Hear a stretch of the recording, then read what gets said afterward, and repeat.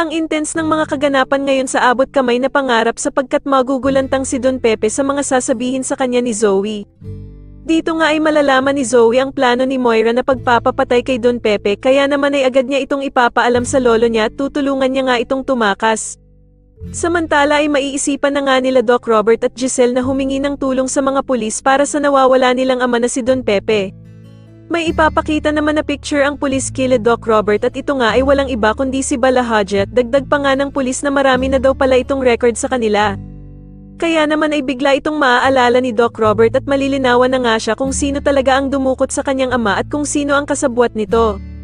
Samantala ay hindi naman mawala-wala sa isip ni Lynette ang pagtawag ni Zoe kay Doc Carlos ng daddy kaya naman ay tatawagan nito si Annalyn para magpatulong sa kanya kung paano daw niya matrace kung nasaan si Zoe. Sasagutin naman siya ni Annalyn na gagawa daw siya ng paraan kung paano nila makokontak at matrace kung nasaan si Zoe. Sa kabilang banda matapos marinig ni Don Pepe ang katotohanan tungkol sa ama ni Zoe, ay susubukan niya itong tanungin kung sino daw ang totoong ama nito para malaman niya kung magsasabi ito ng totoo sa kanya. Samantala ay mag-uusap naman ng masinsinan sila Bala Hadji at Moira tungkol sa pananahimik ni Don Pepe. Pero sasabihin naman ni Moira na hindi niya ito magawang patayin dahil nga daw sa ayaw ng anak niyang si Zoe. Pero isasuggest naman ni Bala Hadji na pauwiin na nga lang daw muna si Zoe sa bahay nila at siya na nga daw ang bahalang pumatay kay Don Pepe. Pero wala naman silang kaalam-alam na nakikinig na pala si Zoe sa kanila at malalaman nga nito ang plano nilang pagpatay sa lolo Pepe niya.